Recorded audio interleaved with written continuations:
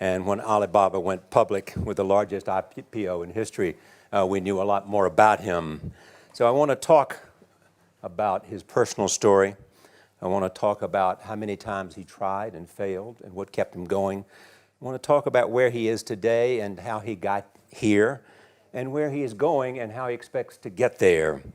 And if he gets there, what will it all mean for him and for the people that he wants to inspire? So I begin with this question, though, Jack. Why are you back at Davos? It's a long break for 7 years. I think my last trip here was year 2008. But I was coming for year 2001 for the Young Global Leader for Tomorrow. And remember, I never heard about the Davos when I came. But when I came, in the Switzerland, so many young people demonstrate. It was such a horrible thing that I was, and I asked them, why did they do it? They say, anti-globalization.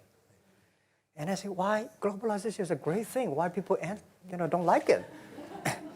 And then we come all the way for 2 hours here. There's a machine gun. There's a people checking. I say, oh God, is that a forum or is it a prison? We're gonna go. Is that? But when I joined the forum at the Young Global Leader, I was thrilled by so many ideas. For the first 3-4 years, I learned what does the globalization mean? What does the corporate citizenship mean? What about social responsibility mean? All these new ideas, and I see so many great leaders talking about leadership, and I benefit a lot. And the year 2008 and 2009, when the financial crisis came, I think it's better go back to work, because we can never win the world by talking. So go back, spend 7 years. Now I come back, I think it's time to do something return, because I learned so much. Let's talk 12 about years that. ago. So why I should not talking to the young global leader of today, sharing with them how we've gone through. Okay. So that was the thing. Let's start with where you are today. Just how big is Alibaba? How many people come every day? How many people come in a week? How fast is it growing? Yeah, we have over 100 million buyers visiting our site, shopping our site every day. And we created 100 million every day. We created 14 million jobs for China, directly and indirectly. And we grow from 18 people to 30,000 people, 18 people in my apartment, to now we have 4 big campus. Compared to 15 years ago, we were big, but compared to 15 years later, we're still a baby. And how big will you be 15 years from now? I think 15 years ago, I told my team that 15 years, in the past 15 years, we grow from nothing to this size. And 15 years later, I want people to know about Alibaba, know Taobao, because it's already everywhere.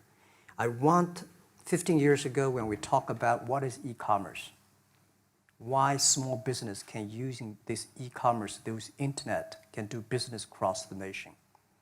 And I hope 15 years later, people forget about e-commerce because they think it's like electricity. Nobody thinks it's a high tech today. Now, this is something that I don't want 15 years later, we still walk on the street talking about why and how e-commerce can help people. Talk about the IPO. Did it exceed your expectations? Well, it's a pretty small IPO, 250. Yes. Yeah. The largest IPO in the history of Wall Street. We raised. And number 2 was a Chinese bank. Thank you. I remember year 2001. We went to raise some 5 million, 3 million venture capitalist dollars in the USA, and got rejected. And I say we come back raising a little bit more. But I think what we think more about is for 2 $25 billion.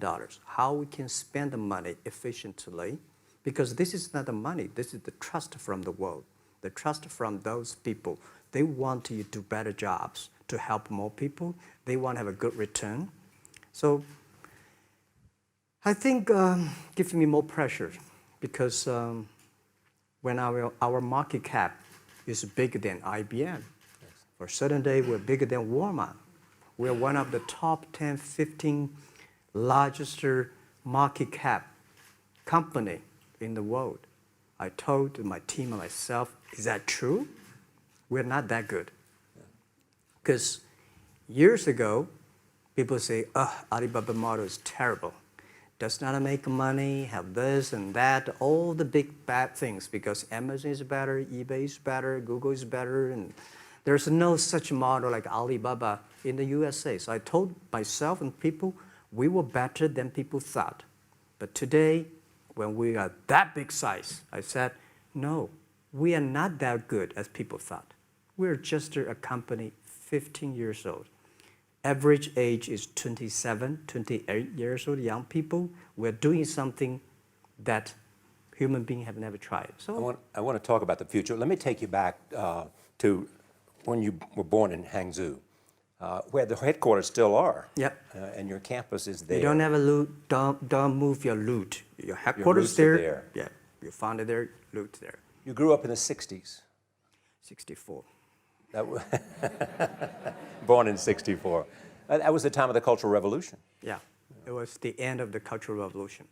It was, well, my grandfather was a tiny landlord, was considered, after liberation, was considered to be a bad guy.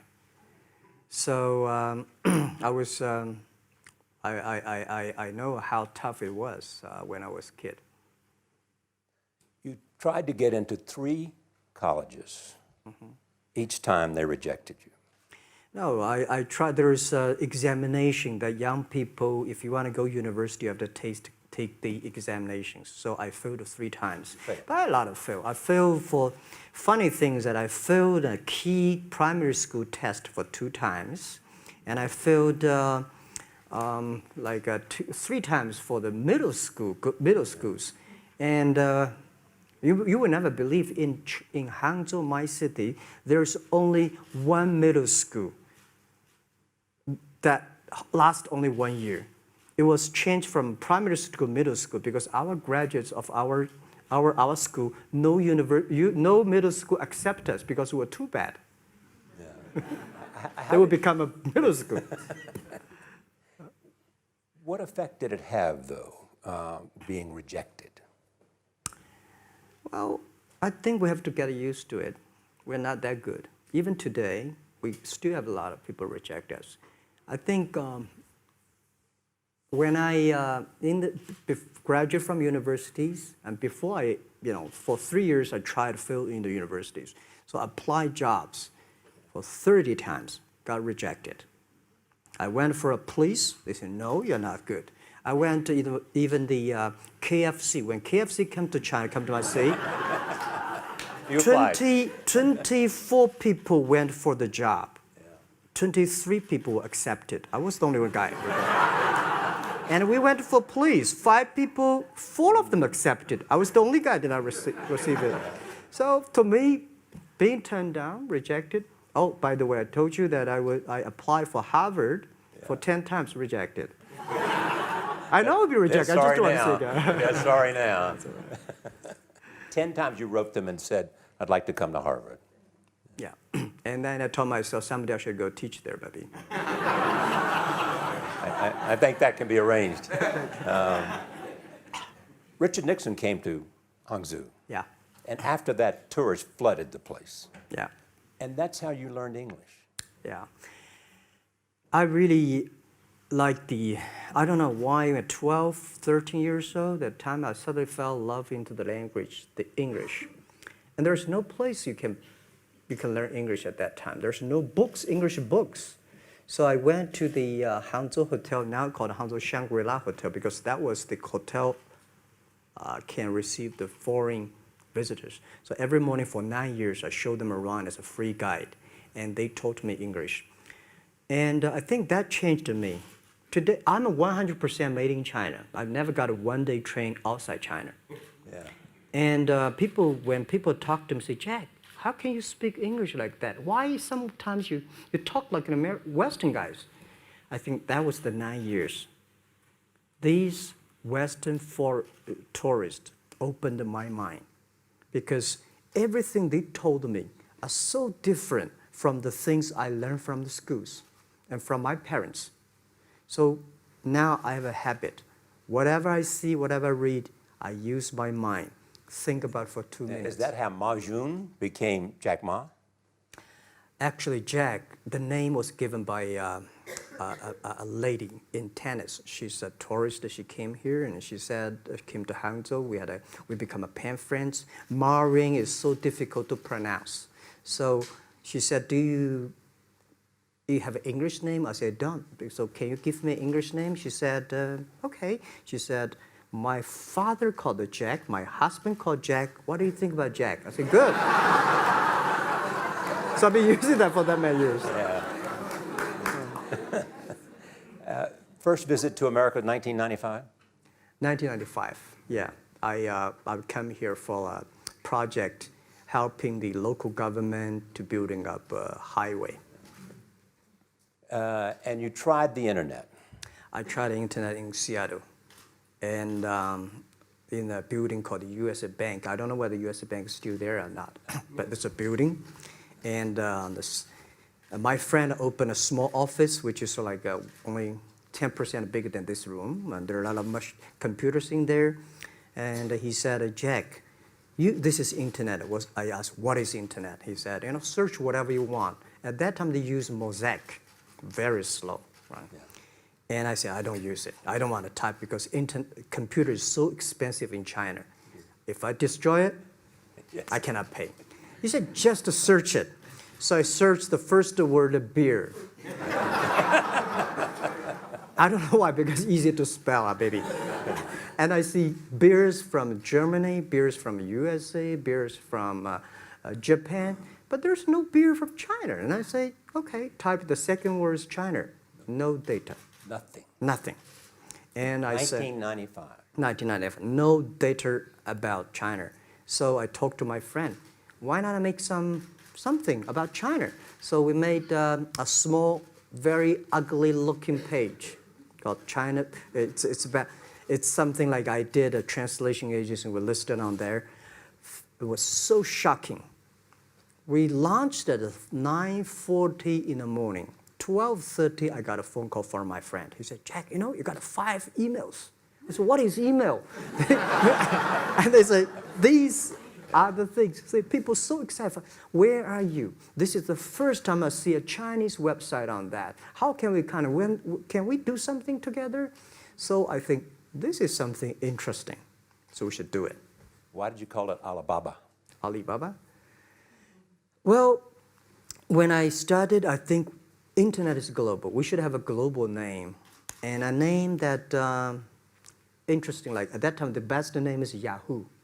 Right, so I've been thinking for many days, suddenly thinking Alibaba is a good name. So I happened to be in San Francisco that day. I did have a lunch, and the waitress came. I asked her, do you know about Alibaba? She said, yes. I said, what is Alibaba? She said, Open Sesame. Good. So I went on the street, asked about 10, 20 people. They all know about Alibaba, 40 Thieves, and Open Sesame. And I think this is a good name. And start with A. Whatever you talk about, Alibaba is always top. You have said before that in creating Alibaba, you had to create trust. Yeah. Because people in China were used to face-to-face. Yeah. How did you create trust? I think because we started about doing business on internet. I don't know you, you don't know me. So how can you do things online unless you have trust? So for e-commerce, the most important thing was trust. I think when I first went to USA for raising money, talking to the venture capitalists, a lot of people say, oh, Jack, no. China doing business by the guanxi.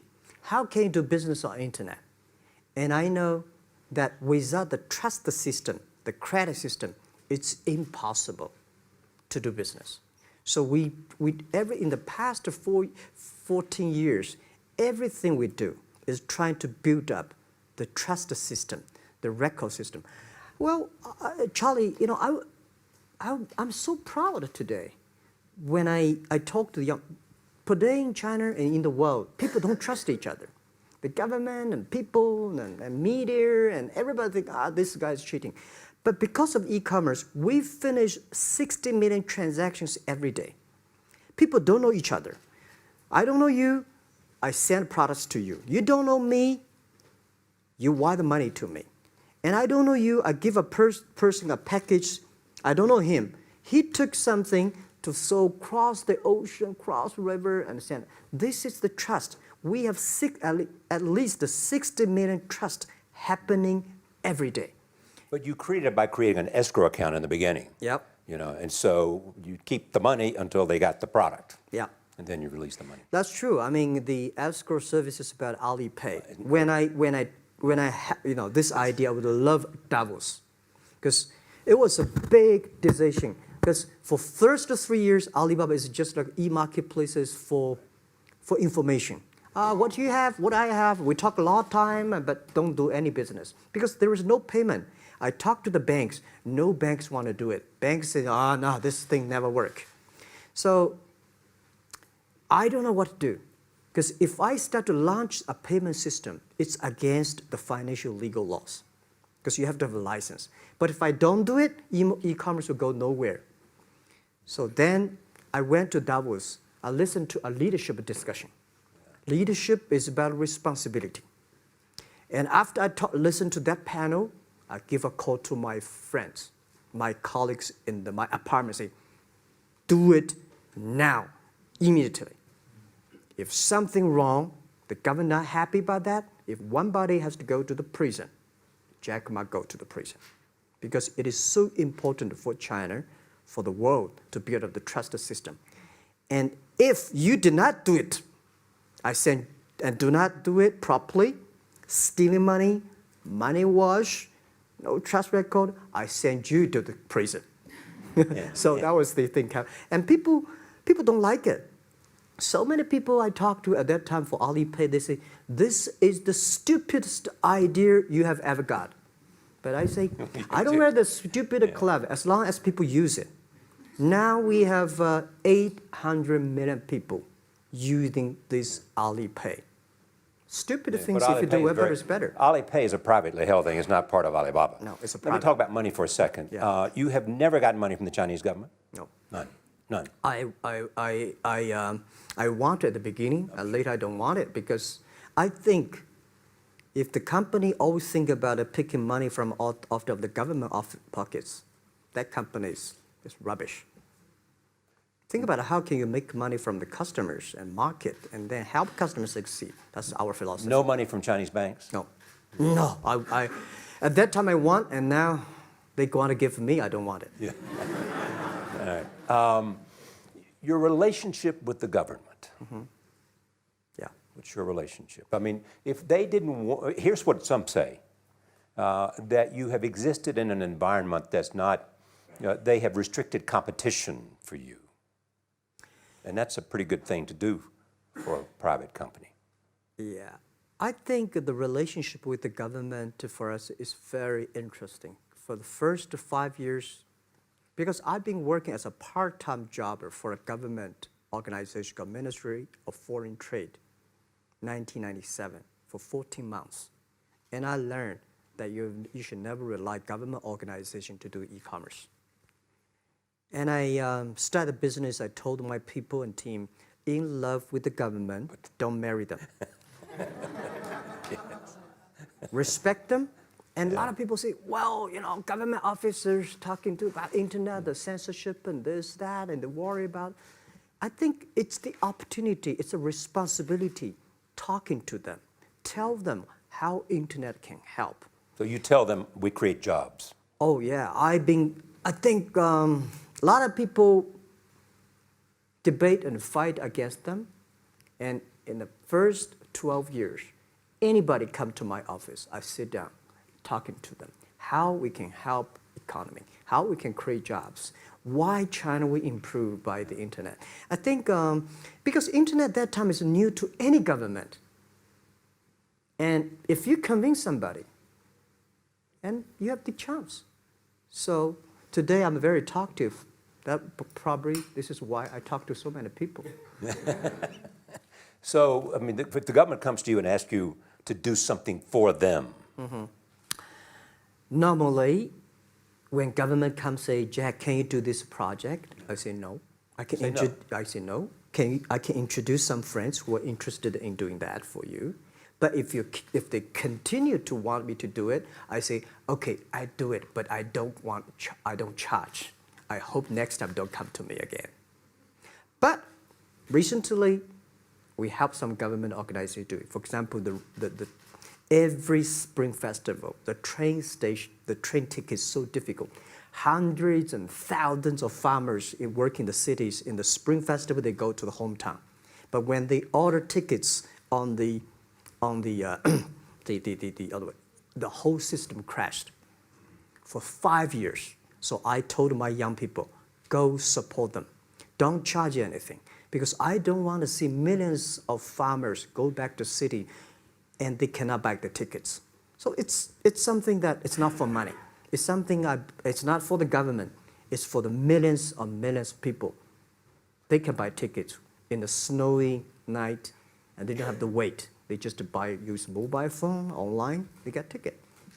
One way stop along the route to where you are in that big IPO was Yahoo. Jerry Yang gave you invested $1 billion. Yeah. $1 billion. Yeah. It turned out to be a pretty good investment for Yahoo. Yeah. But one time after another, you raised this money on your own outside of China with investors. Mm-hmm. Yeah, I'm very thankful for all the investors because 1999, year 2000, and even at the Yahoo time, a lot of people say this Jack is crazy. He's doing something that we don't understand. A lot of venture capitalists give you money because there is such a American model already there. But they say, Alibaba, we don't see this kind of model, right? They say Jack's crazy. Yeah, this is crazy guy. I mean, I remember my first time in Time magazine, they call me Crazy Jack. And I think crazy is good. We are crazy, but we're not stupid. We know what we are doing, but if everybody agree with me, if everybody believe our idea is good, we have no chance. So that's the money we raised. We're very thankful. So when our investors make a lot of money, I feel proud and honored. As you know, in the United States, issues have risen about privacy. Yeah. Google and Apple, and questions of whether the government should have access to files. How do you handle that if the Chinese government says you know a lot about people? Mm-hmm. You have transactional relationships with lots of people. Mm-hmm. And they say, we want to see your files. Well, so far, I don't have this kind of problems from Chinese government. And I told them, any government, if you come here for the national security, anti-terrorist, well, anywhere, anti-terrorist, we work together. It's a criminal, we work. But rest of that, no. I said, we are a business. The data is so precious because we don't know how. Because if we give to anybody, it's going to be a disaster. And also about privacy issues. I think, just like hundreds of years ago, people say, I would rather put money under my pillow rather than put in the banks. But today, banks, they're special. They know how to protect money much better than you do. Privacy issues, all these kind of securities, today, we may not have the solutions. We don't have the answer. But I believe our young people have the solutions. In the next 10, 20 years, there will be breakthrough on that. And I'm fully confident on that. Your life is a testament to the idea that nothing is impossible. That if somebody says no, you say it's just the beginning. Where does that come from? Well, at the beginning, I never thought I thought when I was young, I said, everything's possible.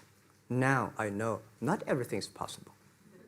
When you have something, you have to think about, you have to consider about the others. You have to consider about the customer, society, your employees, your shareholders, society. There are so many things that I think if you continue to work hard, there's possibility. And I just feel that I'm enthusiastic about what we are doing. At the beginning, for the first 5 years, I just want to survive. And 5 years later, I think... That's 2000, from 90... Yeah. But later, I think, wow, so many people's life changed. I was so excited, you know, for the first 3 years, we made zero revenue. Zero revenue. But we are so excited to continue to work. You know what happened? I remember many times when I go to a restaurant and have dinner, somebody came, when I was trying to pay the bill, the owner of the restaurant came to say, "Sir, your bill is paid by someone." And the small note say, "Hey, Mr. Ma, I'm your customer of Alibaba Group, Alibaba platform. I made a lot of money, and I know you don't make any money. I pay the bill for you." Yeah. And I remember one day that I was sitting somewhere in the coffee, somebody sending me a cigar. I don't smoke cigar, but there's a note, "Thank you very much, I'm your customer." And I remember in the Taobao days, I was at the Shangri-La Hotel in Beijing. When I get on the taxi, the man who opened the door for me, the boy at the gate, he said, "Jack, thank you very much. I'm service here. My girlfriend makes more money than I do on your site." And this is something that you know, that it's not amazing. If you don't do it, nothing's possible. If you try to do it, at least you have the hope. The revenue comes from advertising and a smaller amount from transactional fees. Yeah. Most of it from advertising. Tiny. Tiny from advertising? Tiny from advertising, tiny from transactions, because we need big mass. Now we have more than 10 million small business power sellers selling our site to everywhere. So the transactions we have is second after Walmart. So tiny. Second after Walmart. Yeah, tiny of the of the money already make us big. So, you know, second after Walmart, I remember one of the senior management of Walmart guys came to Hangzhou 5 years ago. He said, "Jack, you know, you did a great job," and blah, blah, blah. So I said, "Maybe in 10 years we'll be bigger than Walmart." He said, "Young man, you have a good hope." So we said, "I have to make a bet. I think in 10 years we'll be bigger than Walmart on the sales." Because if you want to have 10,000 new customers, you have to build a new warehouse and this, that. For me, 2 servers. What's your market cap versus Walmart today? I don't know, but I don't maybe either. some. It's close. I think so. Maybe we should check later. All right. Yeah. So where are you going? What does Jack want? I think because the name for Alibaba, we are internet company, happen to be in China. We have the same spirit and entrepreneur spirit like every great entrepreneurs in the world. And I remember the day when I started Alibaba, we want to have a mission helping small business doing easier. So next step is, today, so many millions of small business using our platform to sell things, and over 300 million consumers buy things from our site. Cheapest, efficient. So what I'm thinking about, how we can make Alibaba a platform for global small business. My vision is that if we can help a Norway small business can sell things to Argentina, and Argentina consumers can buy things online from Switzerland. And we can build up, which I called, I don't know, maybe not right word, called EWTO. The WTO is great past the century, but WTO helps so many big companies to sell things across the nation. Today, internet can help small business sell things across the oceans, across the nations. And I hope that we can serve 2 billion consumers 2 billion consumers. 2 billion consumers. We can help 10 million small business outside China. Help them. Outside China. Outside China. Because we help the American farmers in Washington State almost 300 tons of cherries to China last year. Cherries. Before we sell, the ambassador of USA came to me and said, Jack, can you help us selling cherries? In China. I said, what cherries and the fruits? He said, why not? I said, why not? Let's try. So that when we start to sell cherries, the cherries still on the trees. So we start a pre-order, 80,000 families order cherries online. So we pick up the cherries and ship into China. Within 48 hours, we sell the cherries. The consumers are so happy. But we got a lot of letters complaint after 3 days. They say, why only 100 tons? Why we should not get more? So we sell, 2 months ago, we helped the Costco. We sold 300 tons of nuts to China. So I'm thinking about if we can sell, we're also selling Alaska seafood to China. So if we can sell seafood, if we can sell the cherries, why we cannot help American and European small business selling things to China consumers? China needs that. So this is what I want to do is that 2 billion consumers, China, Asia, developing nations, how we can let them buy things globally. Alibaba rode with the millions of people that went from poverty to the middle class in China. I mean, you were right there growing as they grew and increased. When you look at the international markets, you're doing well in Russia? Yeah. How well? We do pretty good on Russia, and we do also pretty good in Brazil. In Brazil? Russia, I think now I don't know, we are if not the number one, we're the number 2 or number 3 largest E-commerce. E-commerce. I remember last year we had a campaign. The campaign is that a lot of Russian girls and boys want to buy things from China. You know how many days a Russian girl placed an order and received the products from China? 2 years ago, 4 months. Even that, people are so happy about all the thing. And last year, the campaign, within 1 week, we crashed the whole logistics system of Russia. All right. You were also seen in Hollywood. Yeah. What are you doing in Hollywood? Well, I like the Hollywood innovation at the digital background. I learned so much about the Hollywood movies, especially the Forrest Gump. You love Forrest Gump. I love Forrest Gump. Well, why do you like him? Simple. Never give up. Never give up. People thinking he's dumb, but he knows what he's doing. And I was very depressed the day, year 2002 or 3 in the States, when a bit earlier than that. I was very depressed when I could not find out a way for the internet. And then I watched the movie in my friend's home, Forrest Gump. When I see him, I think, this is the guy we should learn from. Believe what you're doing, love it, whether people like it, don't like it, be simple. And like the word, life is like a box of chocolate. You never know what you can get, right? I never know I would be here talking to you and talking to Charlie Rose. I never know. But today I made it. I told my people in my apartment 15 years ago, guys, we have to work hard, not for ourselves. If we can be successful, 80% of the young people in China can be successful. We don't have a rich father, powerful uncle.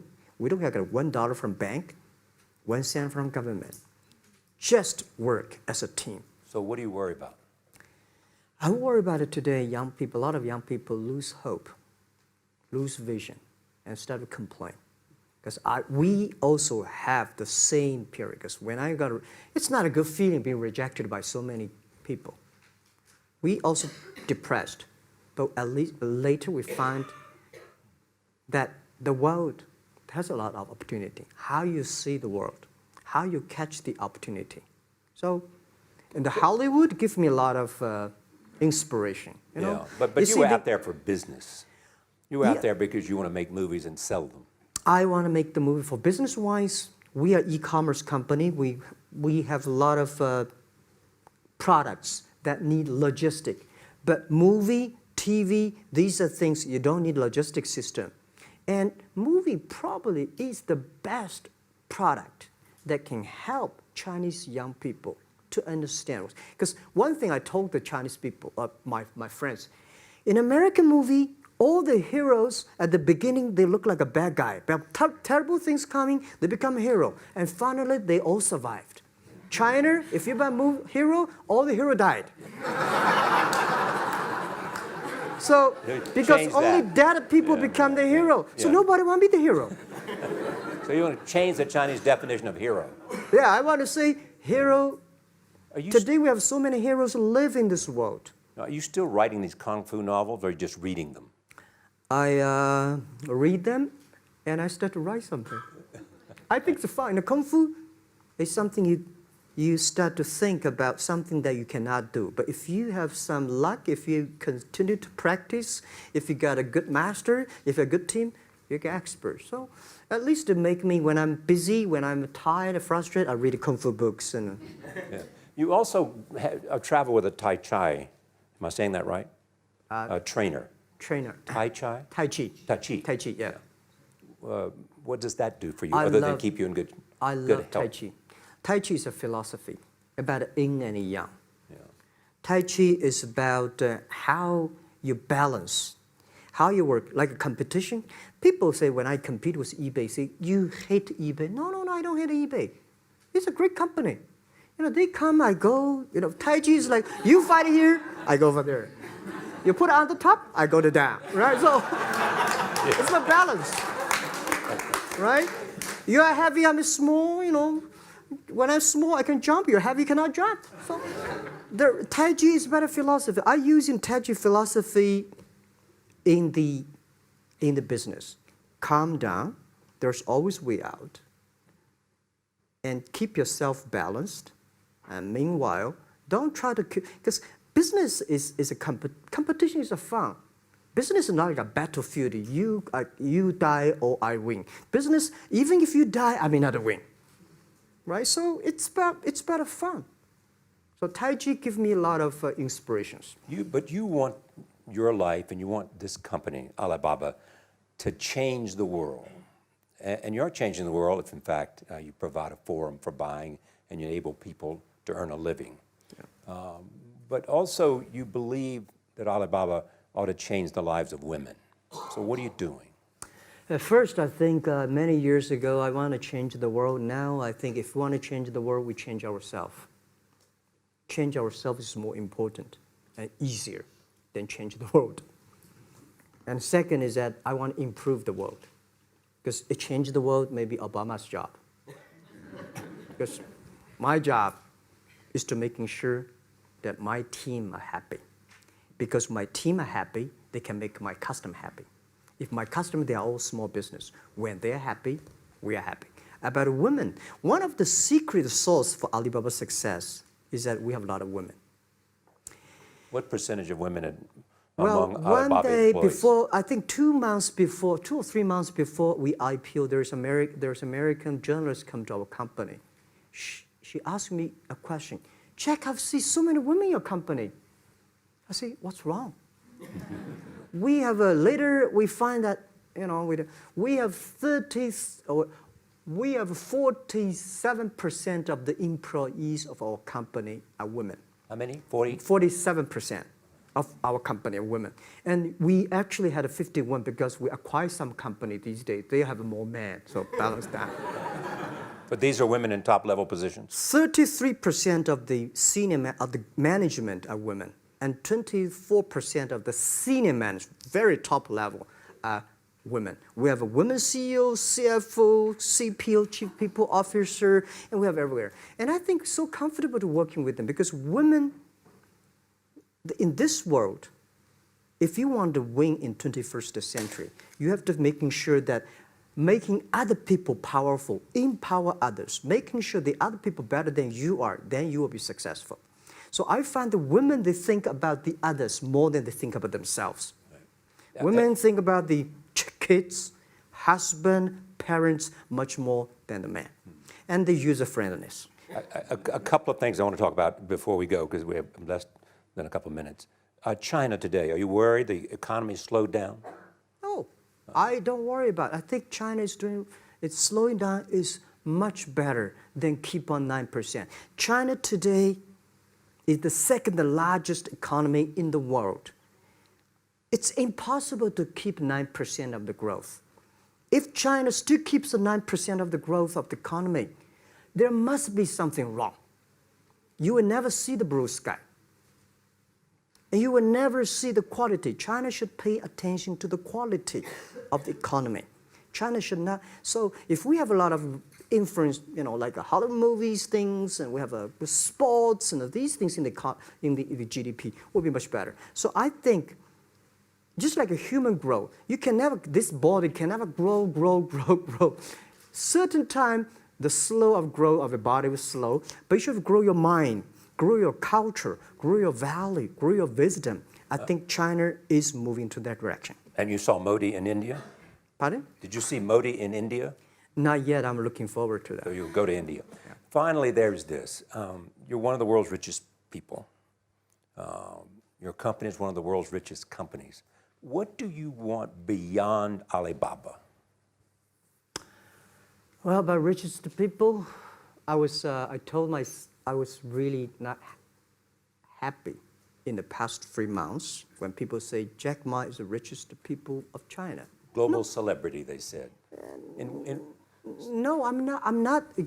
When I started the business, you are. I never thought, because how many? Yeah, maybe I am. But I think 15 years ago, in my apartment, my wife was at that time one of the 18 founders. I asked her, "Do you want your husband to be a rich person?"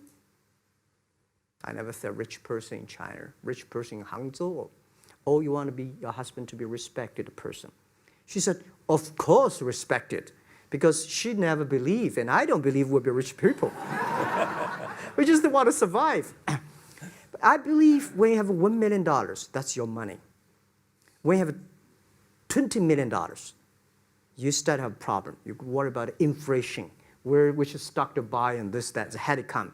When you have $1 billion, that's not your money.